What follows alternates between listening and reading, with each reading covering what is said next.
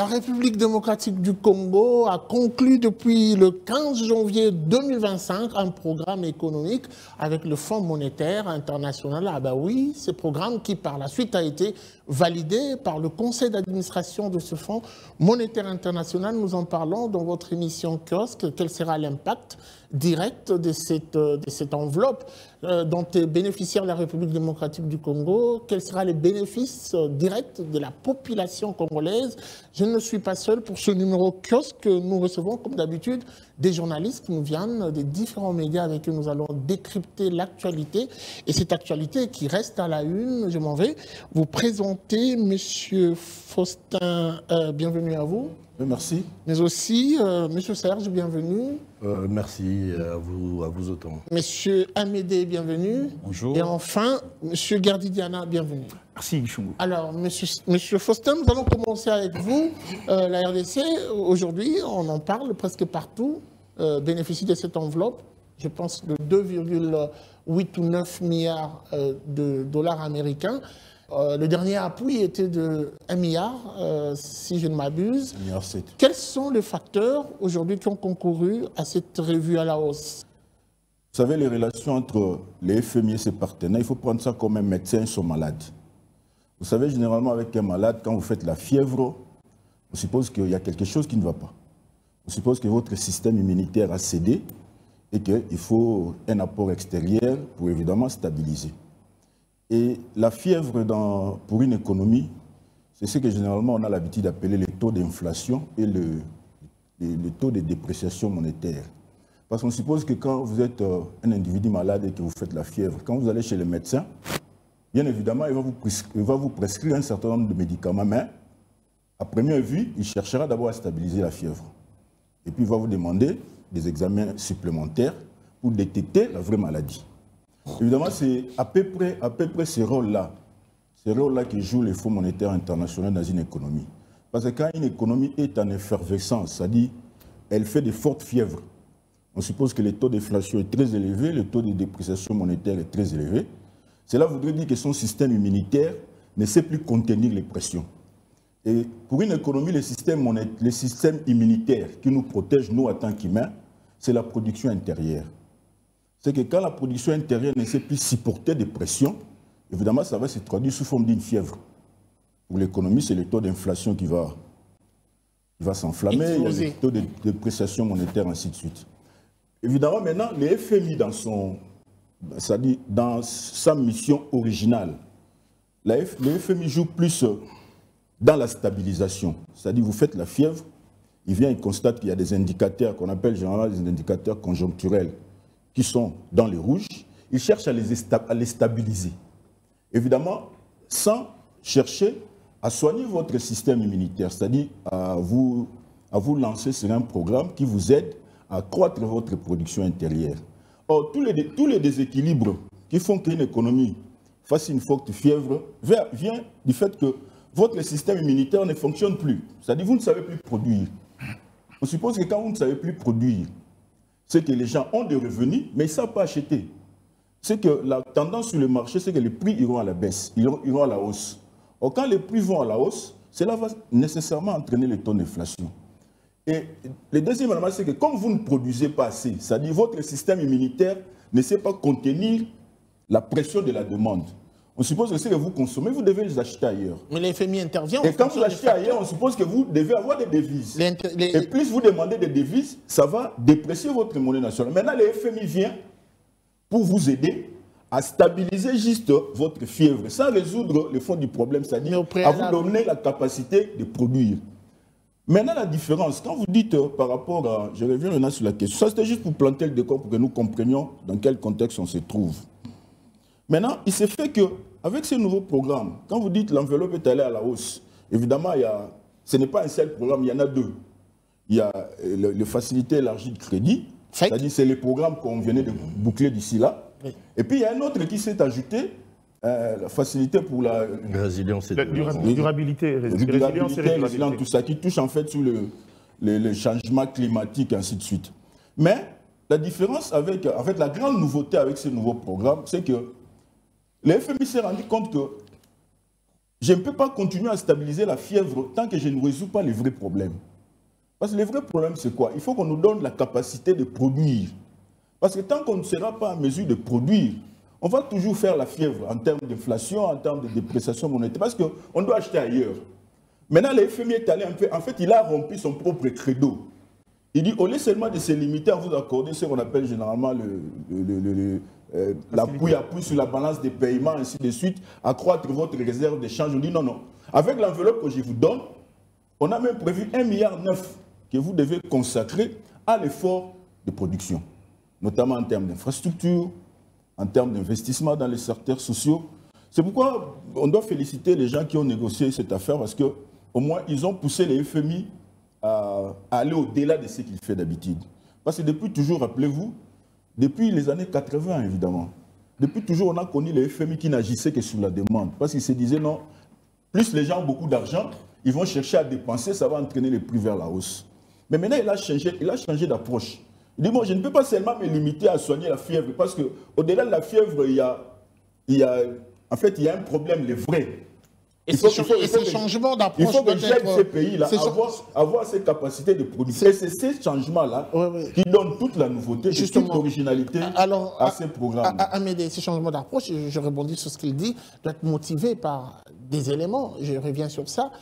Les FMI intervient, c'est vrai, mais très souvent, il y a des facteurs qui font intervenir les FMI. Est-ce que pensez-vous que la RDC a réuni tous ces facteurs, et si oui, lesquels?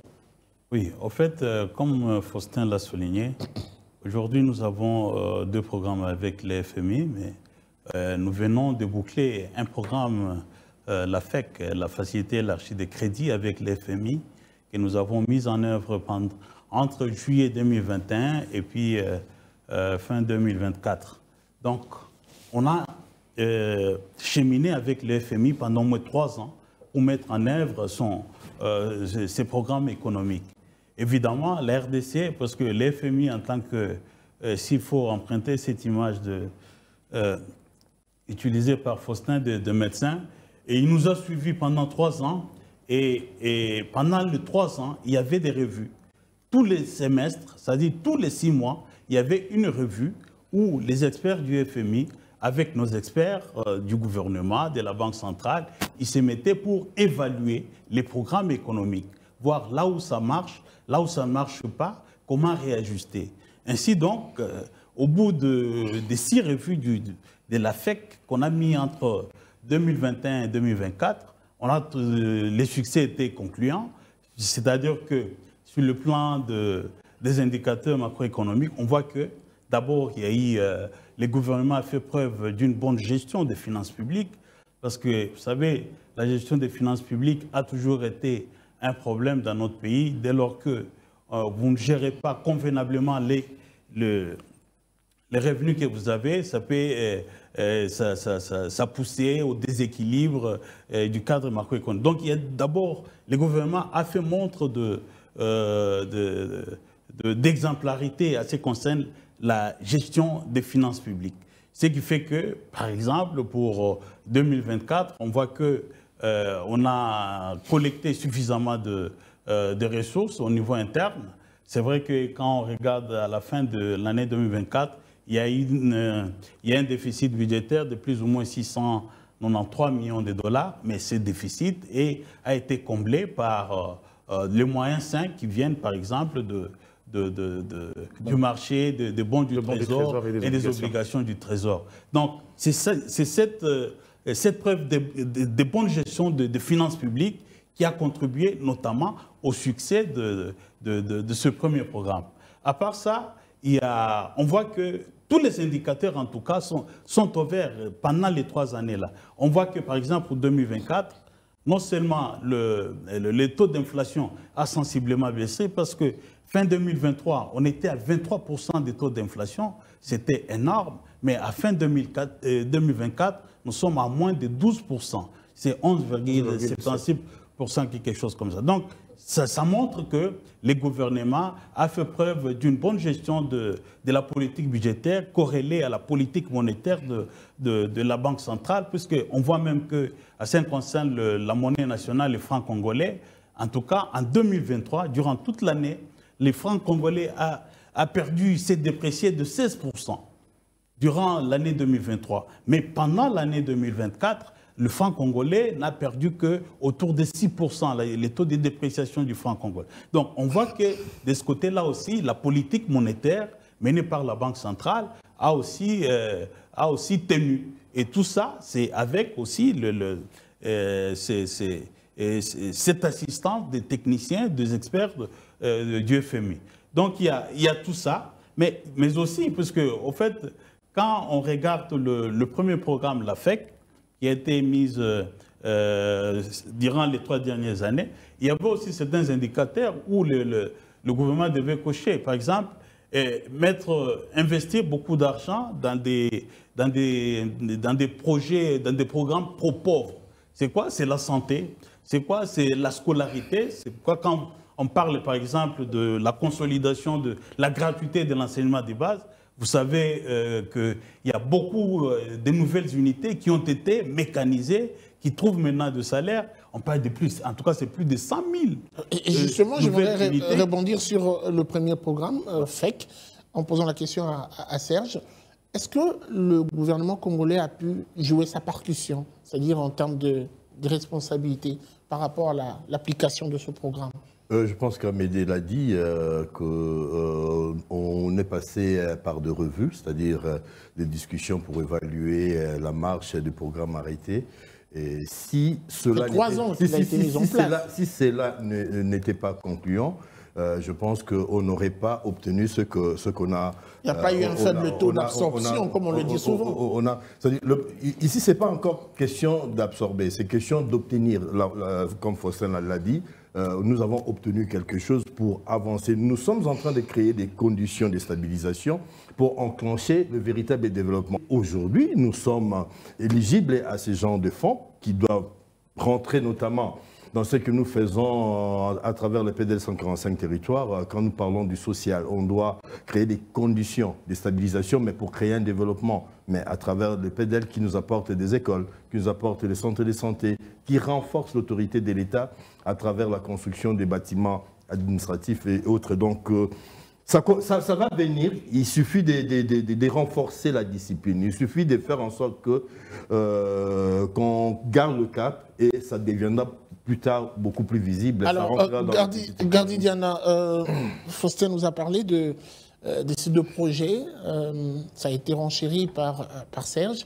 Mais est-ce que la question, ces deux projets rencontrent le vrai problème que connaissent les Congolais? Peut-être pour une fois. En termes de solutions, justement. Pour une fois, on dira oui, parce qu'on connaissait tous les orientations et les champs d'intervention du FMI. Je tiens à rappeler qu'aujourd'hui, c'est vrai, si on a évolué dans nos relations avec le FMI, c'est parce que la plupart des zones d'intervention du FMI autrefois, la RDC s'est comportée convenablement, notamment en ce qui concerne la réserve d'échange et tout ce qui va avec. Notamment dans ces politiques structurelles, la RDC a fait preuve de beaucoup d'évolution. Jusqu'ici, on est encore dans la zone, pour moi, d'intervention, notamment du FMI, de ce que nous, on appelle les pays à faible revenu. Et la RDC veut quitter cette zone-là, ce qui fait qu'aujourd'hui, de par les politiques structurelles qu'on a menées en interne, on a manifesté cet intérêt-là de faire un bond vers l'avant. Et aujourd'hui, gain des causes, on se montre un peu plus crédible, mais la question des besoins de Congolais, je crois que ça sera historiquement pour la première fois que l'argent venu des bailleurs de fonds sert quand même à des politiques à ras de sol, pour des intérêts directs de la population, des politiques un peu plus à résultat, impact visible. C'est une première, il faut le dire ainsi, parce que, je l'ai rappelé, je ne veux pas revenir sur ce que Faustin a dit, sur ce qu'Amédée a dit. Autrefois, c'était des politiques de perfusion, juste pour nous permettre à maintenir l'équilibre et puis pouvoir se relancer après. Donc maintenant, là, je crois que tout dépendrait également de la responsabilité de l'État, parce que je ne veux pas revenir, il y a des projets qui existent. Je crois que quelqu'un m'a posé cette question, on s'est dit, écoute, les orientations données dans la répartition de ce fonds venu du Fonds monétaire international rencontrent déjà des projets du gouvernement central qui devraient être en exécution, dont certains devraient d'ailleurs être exécutés à plus de 80%.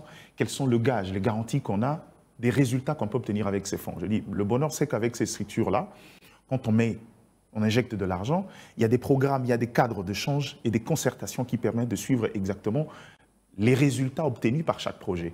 Et là, à ces niveaux-là, c'est quand même bien. Mais au-delà de ça, je pense qu'on a encore des acquis des différents politiques, notamment et ils appellent, je crois, les ISP, les instruments de système politique et économique, qui nous permettent à nous de grandir dans notre façon de faire, dans notre méthodologie de gestion. Et ce qui fait qu'aujourd'hui, le Congo se comporte bien. Moi, je voudrais à ce que dans les jours à venir, qu'on en gagne pourquoi un peu plus, parce qu'il faut dire la vérité, sur le fond de résilience et de durabilité, la RDC mérite quand même au regard de notre position stratégique sur les questions écologiques. Et ça, il était grand temps que la RDC arrive à capter, ne serait-ce que ces ressources-là, pour la protection de forêts et il y a quand même un problème qui se pose très souvent. Nous avons déjà eu à le dire ici sur ce plateau, dénoncer même, c'est le problème d'affectation de fonds. Est-ce que ces deux projets ne seront pas frappés par cette réalité, Faustin? Ce qu'il faut comprendre, c'est que, vous savez, il ne faut pas donner l'impression que ce programme est tombé de manière tout à fait spontanée. Non. C'est-à-dire, il y a tout un processus. Vous vous rappelez, quand on a conclu le dernier programme dont on a fait mention à Médé, il y a une équipe du fonds qui était ici. Ils ont bouclé, je crois, les pré-concertations au mois de décembre. Oui, ils sont repartis aux États-Unis avec la promesse de soumettre le dossier au conseil d'administration, ce qu'ils ont fait le 15. Évidemment, bon, ces craintes-là, c'est tout à fait légitime, connaissant comment ça fonctionne chez nous. Ouais. Mais généralement, quand vous concluez ce genre de programme, il y a un cadre qui est mis en place. Comme l'a dit un cadre qui est mis en place de façon à ce que chaque partie prévoit des garde-fous pour rester dans le programme. C'est pourquoi chaque programme, il y a toujours des revues semestrielles qui sont prévues. Et ces revues-là, ils sont destinés justement à... Et le financement est un financement... Parce qu'il y a une matrice où chacun sait exactement ce qu'il doit faire. C'est-à-dire le gouvernement a un certain nombre d'obligations à respecter, de la même manière aussi les partenaires extérieurs. Parce que ce qu'il faut aussi dire aux téléspectateurs, aux gens qui nous suivent, il ne faut pas qu'ils croient que les 3 milliards seront livrés du coup, non. Les 3 milliards seront livrés au fur et à mesure. C'est étalé sur 38 mois. Généralement, c'est pourquoi j'ai utilisé l'image de la fièvre, parce que depuis tout ce temps, depuis qu'on est en programme avec les Fonds monétaires internationaux, chaque fois qu'on conclut un programme, c'est un programme de stabilisation. Il faut que les gens se souviennent de ça. C'est un programme de stabilisation. C'est un programme, pas de relance. Mais cette fois-ci, la différence, c'est que c'est un programme et de stabilisation et de relance. Parce que déjà, par rapport aux 3 milliards qui sont prévus, c'est environ 3 milliards, évidemment, c'est à peu près 9,8, quelque chose comme ça.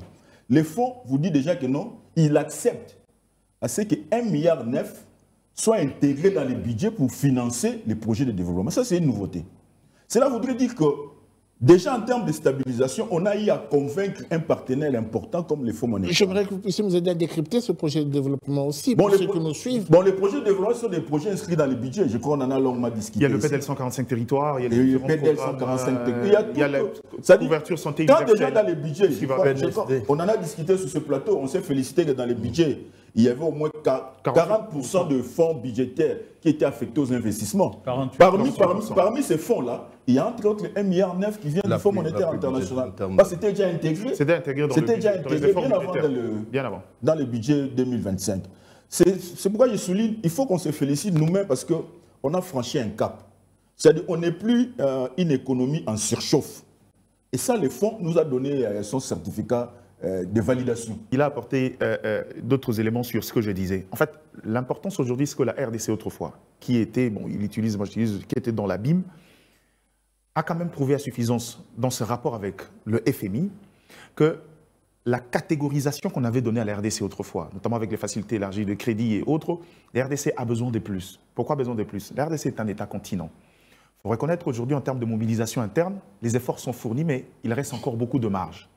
Et qu'aujourd'hui, la RDC peut être cet État-là qui peut compter sur les ressources externes au même titre que les autres. Je vais prendre un exemple d'un État, on va critiquer.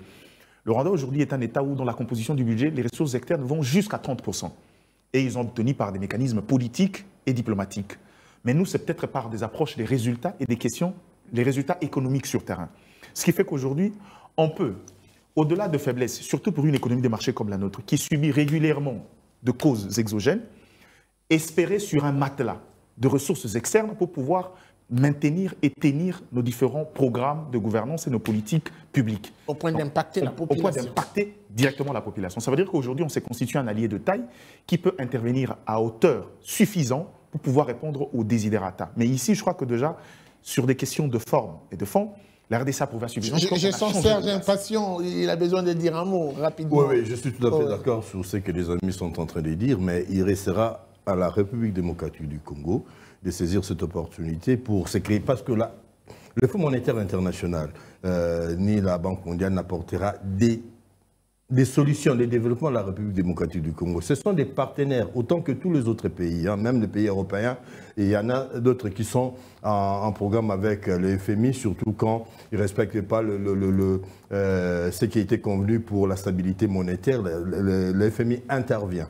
Mais c'est à nous de créer, d'imaginer, de créer notre développement avec l'aide des autres.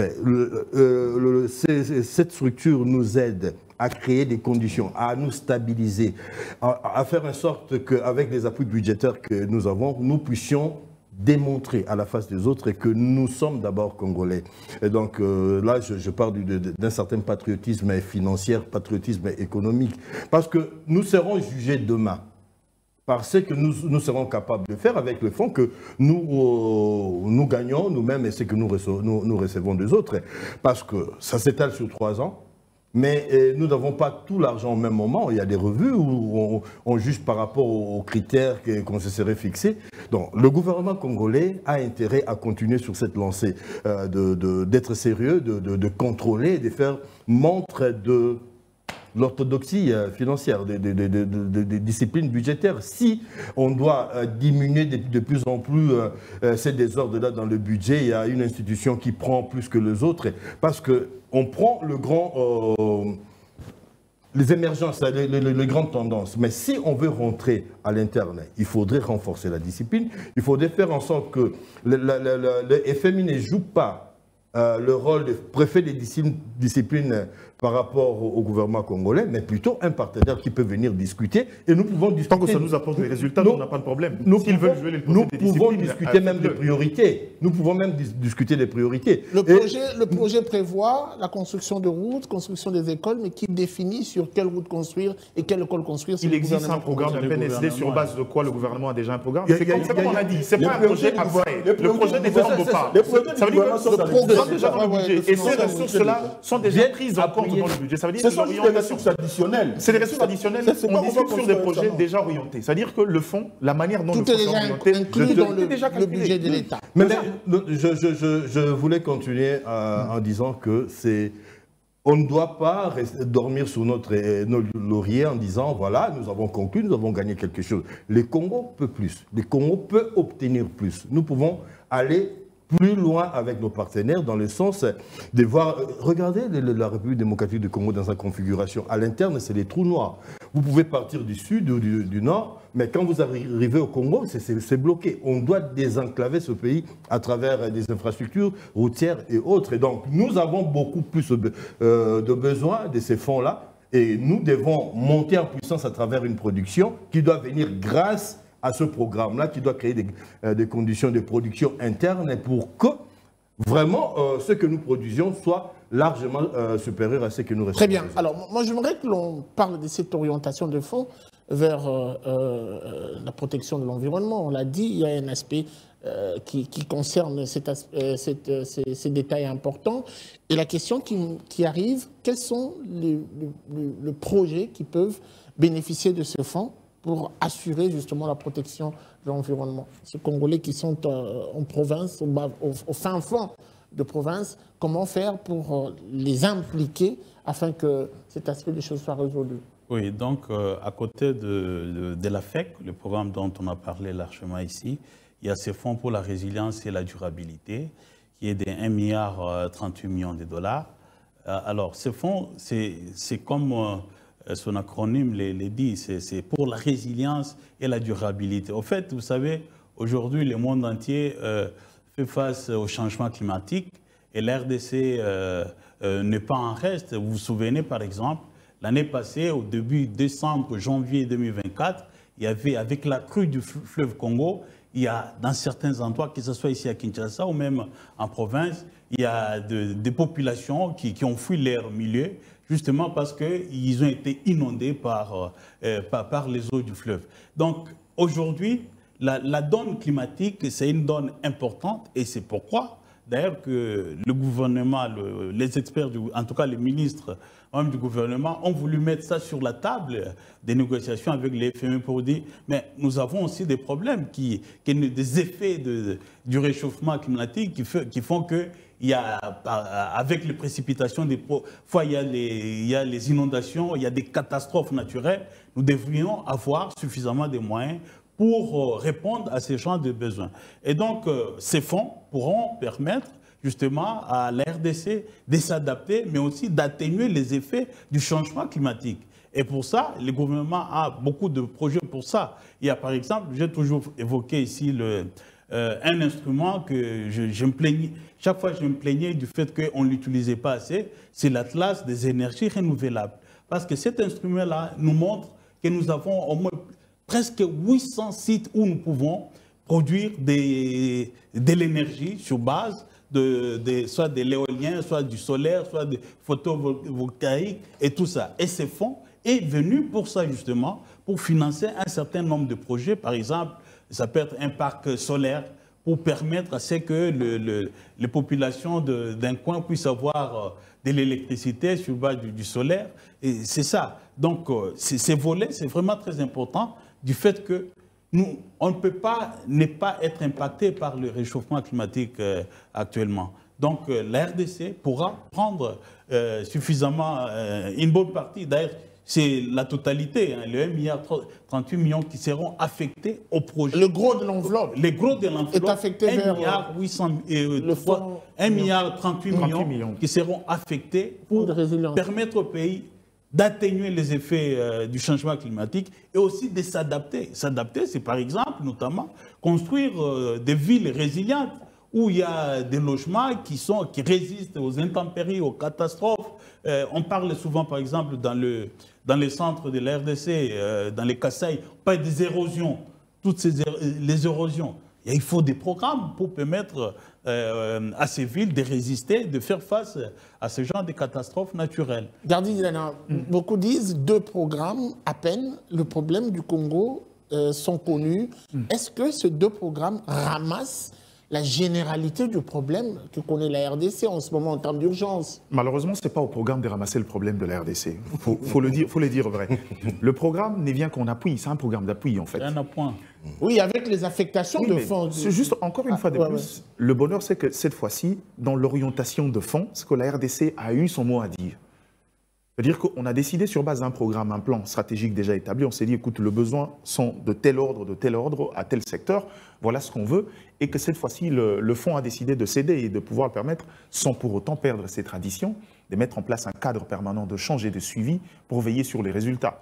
Ce qui fait que la gestion de fonds est une gestion basée sur les résultats, au fur et à mesure. En fonction des résultats et des revues, on vous donne. Sinon, au cas où il y a blocage, on risque de ne même pas voir la totalité de ces 1,38 milliard. C'est-à-dire que c'est à nous de pouvoir faire preuve de sérieux au fur et à mesure du programme, selon les résultats tels que définis dans le calendrier. Mais dans le fond, maintenant, est-ce que ça répond aux besoins de la RDC? J'ai toujours dit aux gens, le Congo est un État chantier. Tout est prioritaire en RDC, tout. Il faut commencer par l'essentiel. Je crois qu'aujourd'hui, on se mettrait d'accord autour de cette table que les infrastructures, par exemple, pour recréer les marchés périurbains, reconnecter les différentes villes.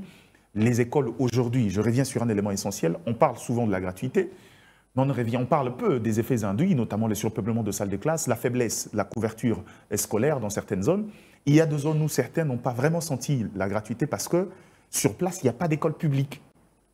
Et que pour pouvoir en bénéficier, il faut faire des longs trajets en interne et que l'État doit veiller sur cette cartographie-là. Il existe des programmes, c'est vrai, dans les PDL 145 territoires, il y a les projets de construction 300 écoles, mais en plus de ça, il y a encore des orientations qui souffraient de problèmes de financement.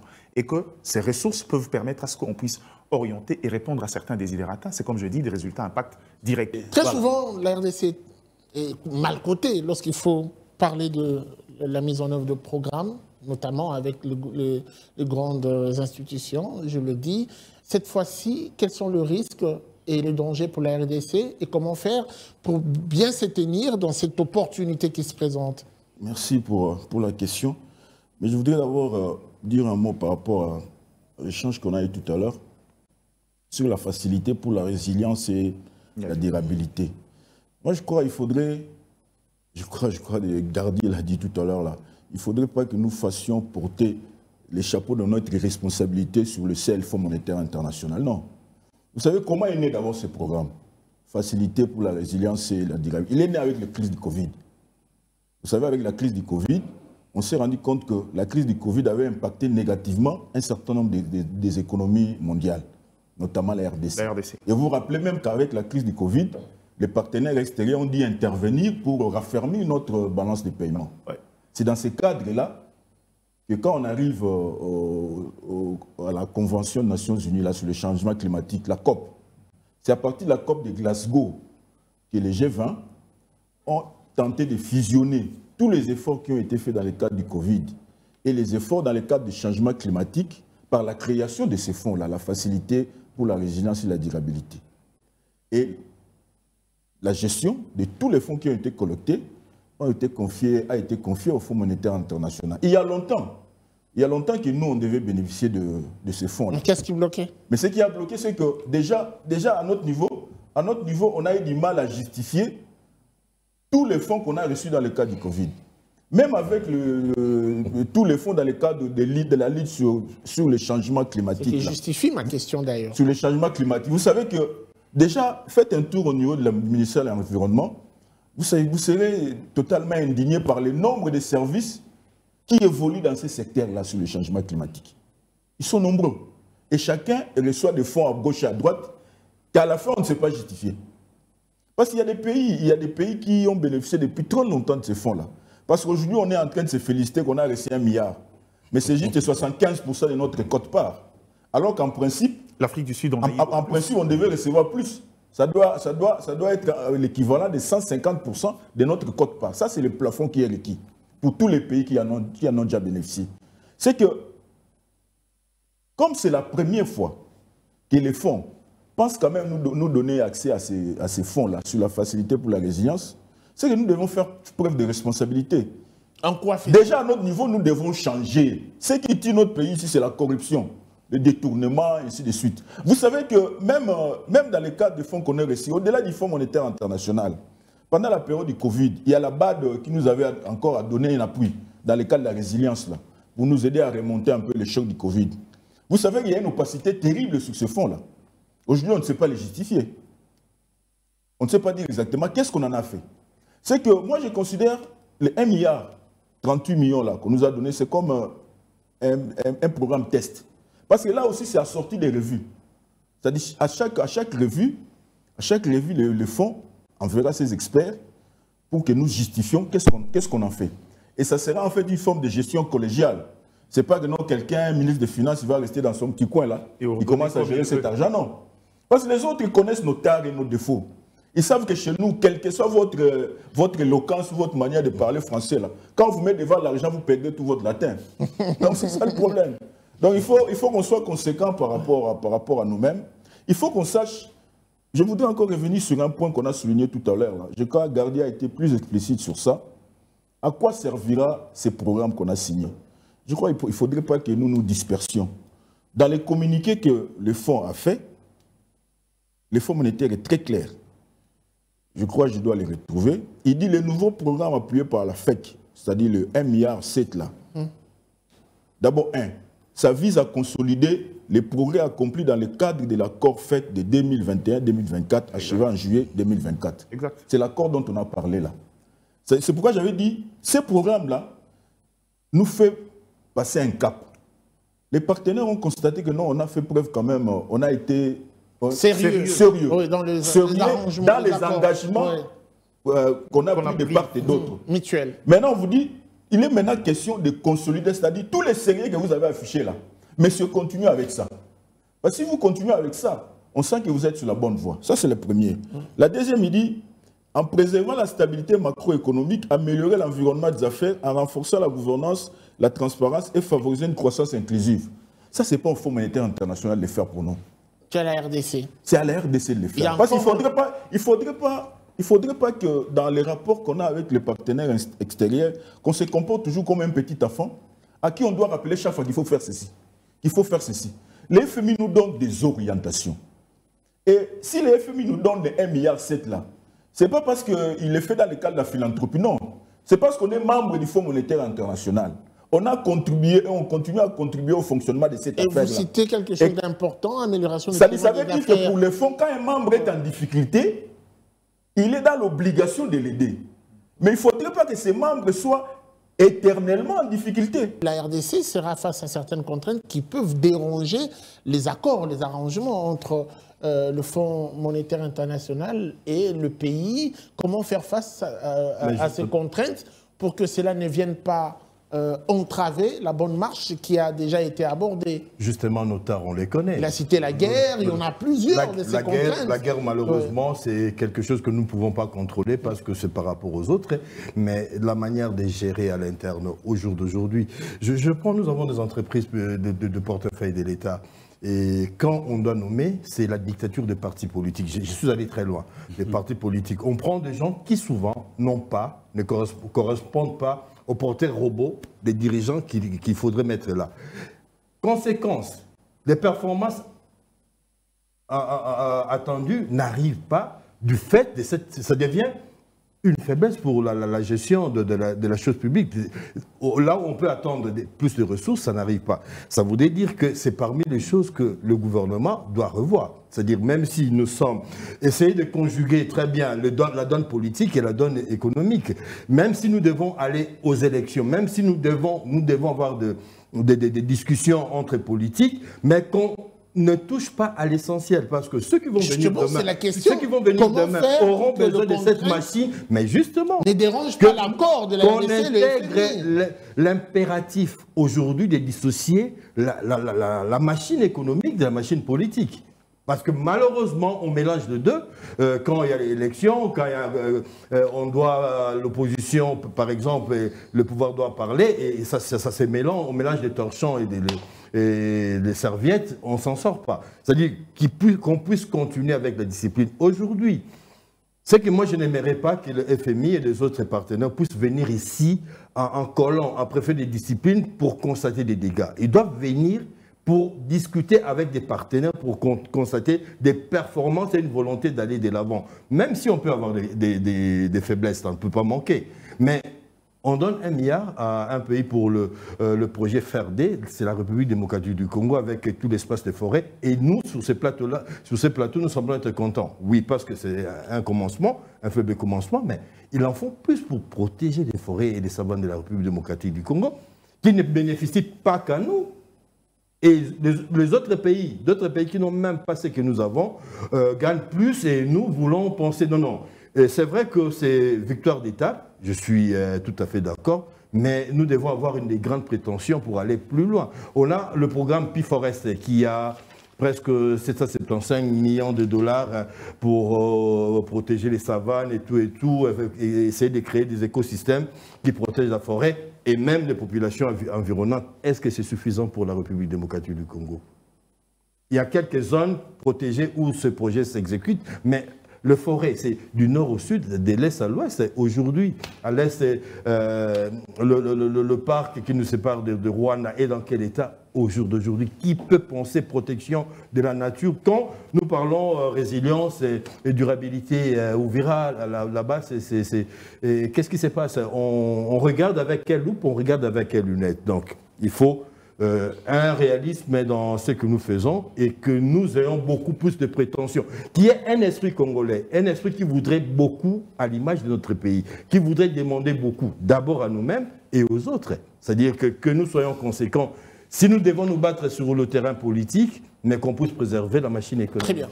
Amédée. Oui, d'abord par rapport aux contraintes, je crois que vous l'avez évoqué, c'est-à-dire que c'est vrai que le FMI,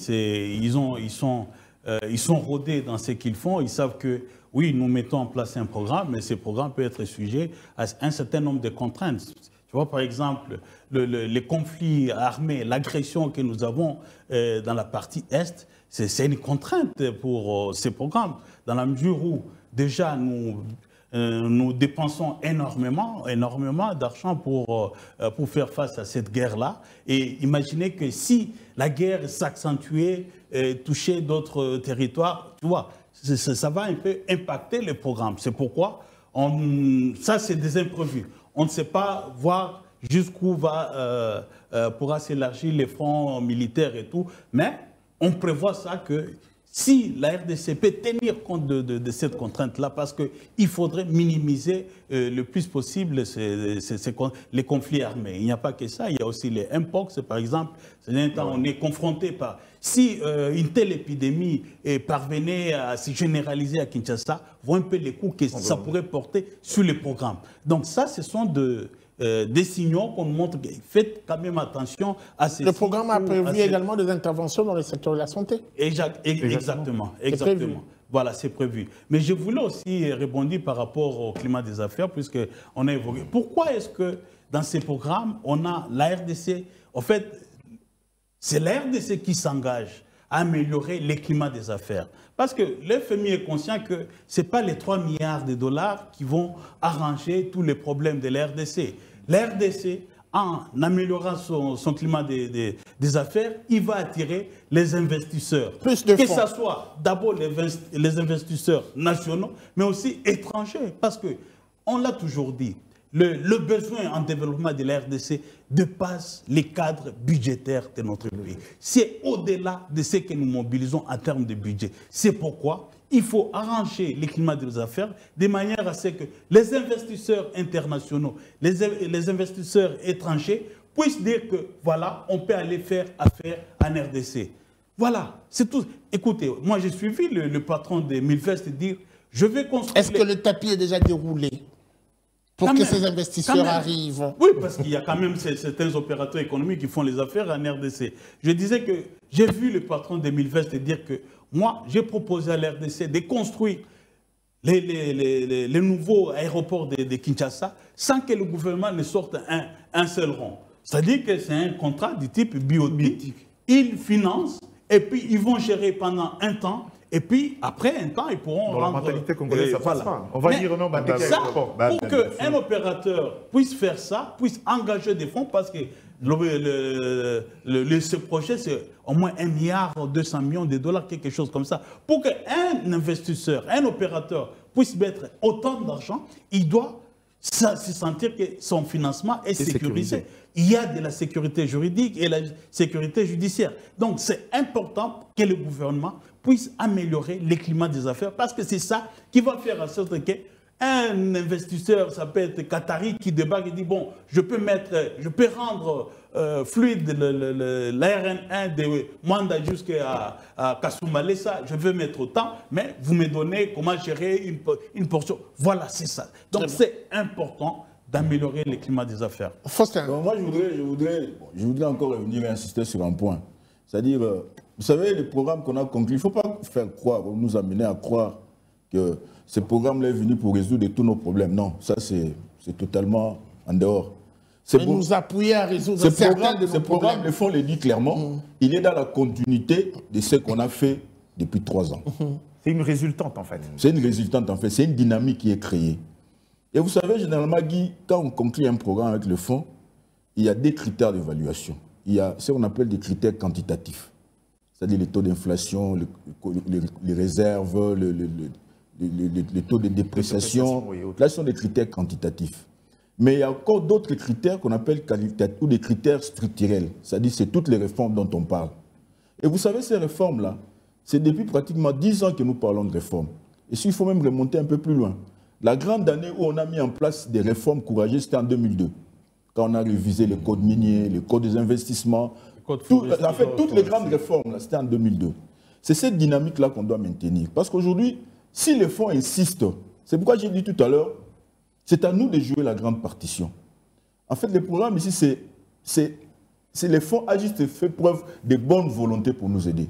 Je crois que tout à l'heure, Améné nous a repris des chiffres effrayants. 60 milliards pour ceci, les 4 factures à payer. 120 milliards pour ça. Comparé aux maigres 3 milliards, ça ne représente pas grand-chose.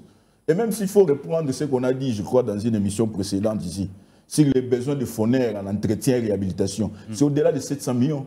C'est que déjà, si on doit ne serait-ce que tirer de cette enveloppe et donner au FONER pour que nous réhabilitions, nous construisons des routes, on a déjà consommé la moitié, ou presque. Donc c'est pour dire que l'enveloppe là, c'est une enveloppe résiduelle qui ne va pas résoudre forcément tous nos problèmes. Qui peut donner un élan. Mais bien sûr, ça peut nous donner un élan pour continuer avec la dynamique qu'on a réussi à implémenter depuis 3 ans. Tout à l'heure, Serge s'inquiétait que non, voilà, il ne faut pas que les politiques s'y mêlent. Les politiques seront toujours là, parce que ce sont eux qui sont des interlocuteurs du fonds. Tout à fait. Celui qui négocie avec le fonds, c'est le ministre des Finances. En tout cas, il n'est pas un philanthrope. Celui qui négocie avec le fonds, à côté du ministre des Finances, il y a le gouverneur de la Banque centrale, il y a le ministre du budget et tous les experts de ces trois institutions-là. Donc la politique va toujours s'inviter. Parce que toutes les décisions du fonds, même si on vous dit que le fonds, c'est une institution extrêmement technique, mais au-delà, il y a la politique qui joue. Parce que vous ne pouvez pas comprendre que depuis toutes ces années, la RDC court pour ne serait-ce que recevoir les 1 milliard ici pour la facilité, pour la résilience et la durabilité. Alors qu'il y a d'autres pays qui en ont reçu sans passer par d'intenses ou d'interminables négociations.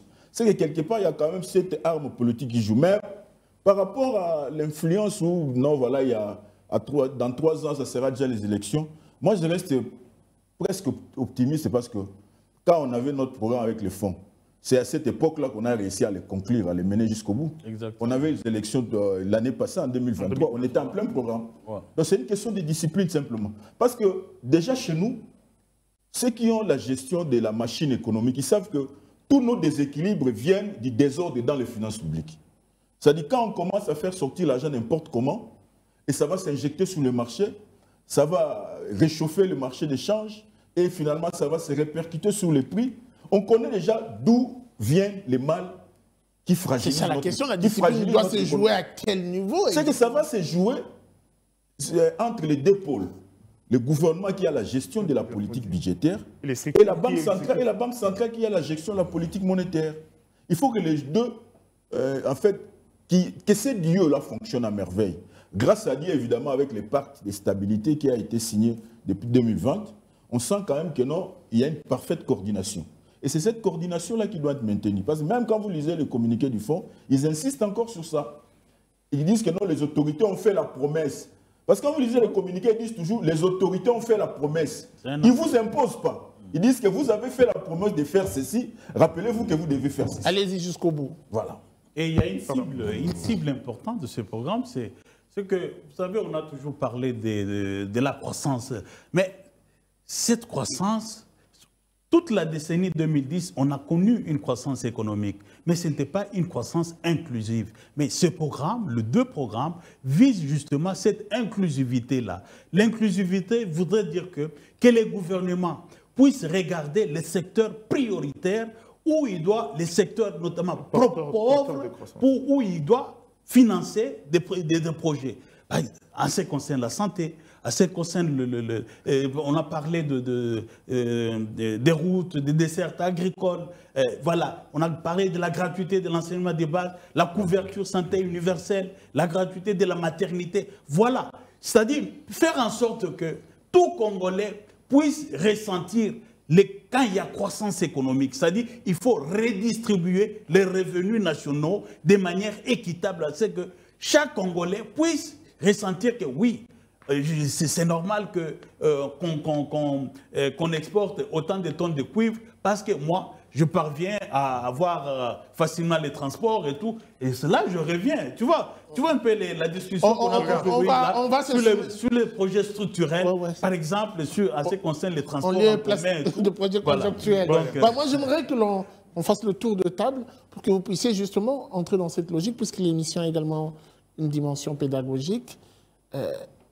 Trouver comment faire comprendre aujourd'hui aux Congolais qu'avec ces 2 projets, ces 2 programmes, aujourd'hui, le Congolais de Kabiaka Mwanga, de Sankourou, je ne sais pas moi, de Loubef ou de Katakokombe, est directement bénéficiaire de cet argent qui vient de cet appui qui vient du Fonds monétaire international, avec des exemples probants. Chacun donnera... on fera le tour de table, chacun donnera un exemple, voilà. Soit santé, soit infrastructure, ça dépend, mais qu'ils se sentent vraiment bénéficiaires de ce programme, ces 2 programmes. Contrairement à la FEC, la facilité élargie de crédit que nous avons mis en œuvre entre juillet 2021 et fin 2024, ces 2 programmes, ils mettent l'accent justement sur une croissance inclusive. C'est-à-dire qu'ils imposent, enfin, pas il impose, en tout cas les gouvernements congolais s'est engagé à financer prioritairement des projets qui ont trait à la santé, qui ont trait à l'éducation des Congolais, qui ont trait au transport, qui ont trait aux routes.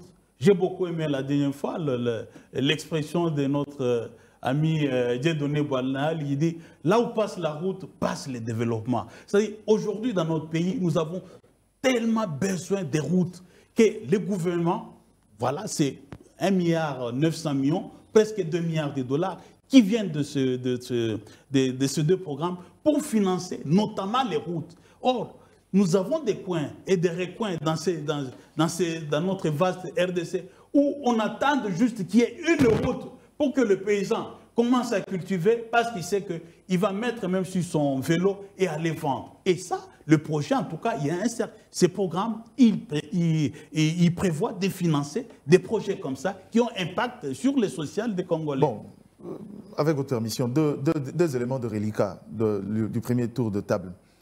Je réponds directement à ta question et je vais revenir sur l'incise que je voulais ajouter, c'est que l'avantage dans ces projets, je ne veux pas qu'on donne l'impression aux Congolais que si l'État qui a mis 16 milliards, ou prenons le 48% des 16 milliards, à peu près de 9 ou 10 milliards pour ce genre de projet à impact visible, est encore en train d'atteindre des résultats, et que le 3 milliards viendra comme par coup de bâton magique tout laver. Non, ce n'est pas ça. Le problème, c'est que ça vient renforcer. Il faut rappeler juste aux Congolais qui sont dans différents coins, c'est que pour une première fois, quand on parle de l'argent venu du Fonds monétaire international, c'est qu'il vient implémenter déjà les efforts du gouvernement pour toucher chaque coin et dans différents secteurs. Est-ce qu'aujourd'hui, quand on parle de la couverture santé universelle, ceux qui sont à l'intérieur ne peuvent pas en témoigner? Ça veut dire que c'est déjà un premier pas. Ça veut dire que les indicateurs existent déjà et que les ressources additionnelles qui arrivent, c'est pour soutenir ces efforts-là. On n'a pas besoin d'aller chercher dans les recommandations du Fonds monétaire international les résultats impact visibles que le gouvernement a mis en place. C'est juste des ressources additionnelles qui viennent implémenter. Ça veut dire que dans la santé, dans le route, comme Amédée le dit, il y a quelques 3-4 projets qui ont souffert aussi parce que dans l'exécution de projets, les politiques se sont mêlés pour faire couler de l'argent à gauche, à droite. Et à ces niveaux-là, moi, je pense qu'avec les ressources du Fonds monétaire international, parce qu'on est soumis aux résultats, le suivi sera différent. Ces ressources donnent quand même une garantie, puisqu'il y a plusieurs structures autour. Non, la garantie... Par rapport aux fonds qui viennent directement de l'État congolais. En fait, les garanties différentielles qu'offre les ressources du Fonds monétaire international, c'est que le suivi sera différent par rapport aux ressources internes. Et les résultats, sont une obligation, en fait, à ces niveaux-là. Mais au-delà de ça, il faudra rappeler aux Congolais que ce n'est pas le FMI qui vient corriger, c'est juste des gens qui viennent déjà. C'est posé sur les efforts du gouvernement qui sont déjà faits depuis un certain moment. On parle des 48% du budget dans les dépenses en capital ou les dépenses en investissement.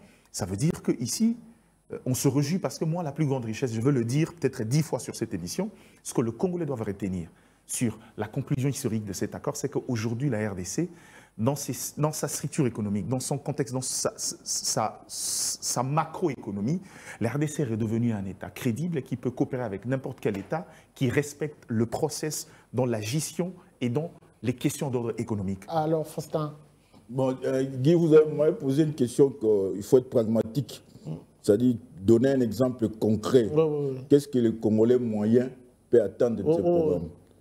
Je commence d'abord par les critères, les premiers critères quantitatifs, là, les taux d'inflation. Je crois, à l'époque, quand Matata s'était investi dans cette affaire-là, il nous parlait de stabilité du cadre macroéconomique.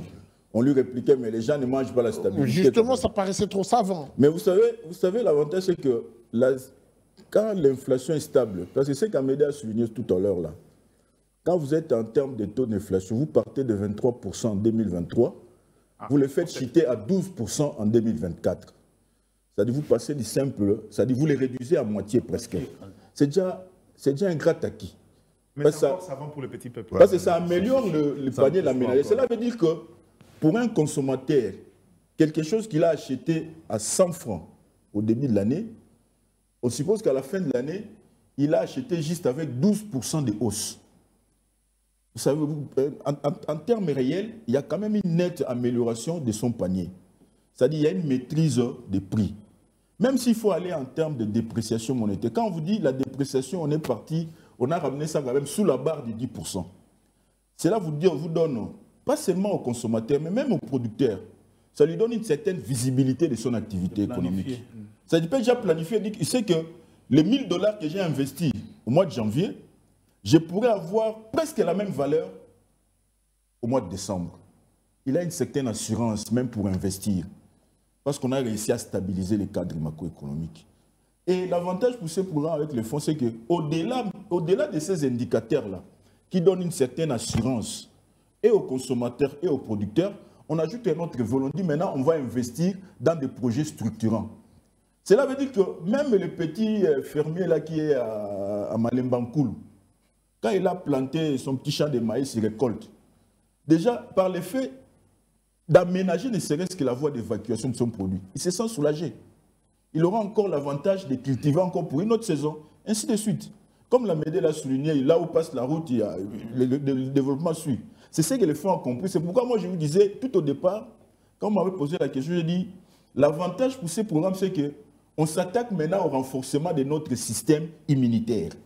Et notre système immunitaire, c'est que nous devons être en mesure de produire nous-mêmes pour contenir les chocs extérieurs. C'est ça l'avantage. Très bien.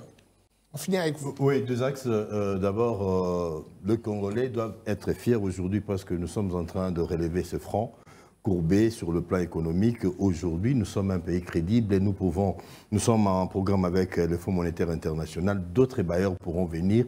Avec cette crédibilité, nous pourrons aller encore beaucoup plus loin.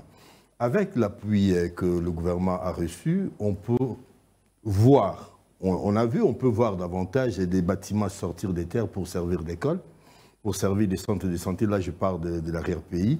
Soutien dans le secteur de l'énergie, eau et électricité dans le milieu rural, Congo profond toujours, des routes, des dessertes agricoles et l'appui dans le secteur agricole. Donc, ce sont des choses que les gens pourront voir, mais il ne s'agira pas de l'argent de FMI. C'est un appui qui rentre dans cet effort. Dans la grande marmite. Grande marmite, on ne peut pas démêler ça, c'est fonds monétaire, ça c'est contrat chinois, ça c'est... Non, non. Le tout peuvent aider à faire monter le développement, le bien-être de notre population, c'est très important. Un petit mot.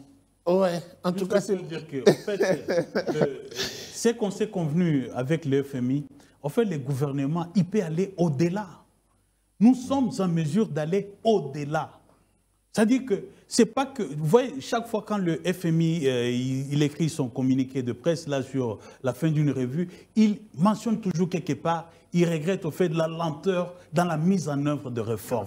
On ne peut pas se cantonner seulement aux réformes pour lesquelles on s'est convenu avec les FMI. On peut aller au-delà. Il y a énormément de réformes. Tout dépend du gouvernement. Donc, nous pouvons aller au-delà, faire mieux que ce que demande ce programme triennal avec le FMI. Un pas est fait, beaucoup reste à faire. Vous venez d'avoir la parole, on doit la finir cette émission. Et aussi, deuxièmement, je crois que je reviens sur ma crainte sur les périodes d'enjeu. C'est vrai qu'il y a eu des éclaircies apportées par Faustin, mais je me rappelle aussi, quand on parle de cette revue, la seule case qu'on n'a pas cochée, c'est qu'à cause de ces périodes de grands enjeux, les dépenses exceptionnelles étaient à un niveau aussi exceptionnel. Donc, ça veut dire qu'aujourd'hui, il est possible qu'on puisse cocher aussi à cette case-là si on est prévoyant, si on sait anticiper aujourd'hui, si par exemple les phases de grands enjeux comme maintenant. Et c'est ça la plus grande faiblesse de chez nous. La politique curative et sans forcément aller dans les préventions de temps en temps. Pour moi, je crois que... On le range dans les contraintes. On fait preuve de maturité, j'ai failli dire d'adultère. On fait preuve de maturité. Maintenant, le problème, c'est que cette maturité-là doit être dans une phase ascendante. Il faudra continuer sur cette marche. Un devoir de mémoire, je voudrais rendre hommage au vieux Patrice Panou-Panou, Raphaël, qui a tiré sa révérence. Le père d'Etossi. Le père d'Etossi, il a été journaliste avant l'indépendance. Il a travaillé dans le sort du Congo, je crois, qui est devenu Salongo par la suite. Et c'est lui qui a été le tout premier président de l'UNPC. Et le président de l'ACP, c'est lui qui a fait en sorte que, j'ai appris des bienvenus Marie Bakoumania hier, que l'immeuble de l'ACP, c'est lui qui l'a obtenu, en tout cas du gouvernement, du maréchal Mobutu. Un grand journaliste, une grande plume qui s'en va. Merci beaucoup à vous pour votre disponibilité. Merci également à vous qui nous avez suivis. C'était votre émission. Kiosque, la suite sur le prochain numéro avec le même plaisir. Au revoir.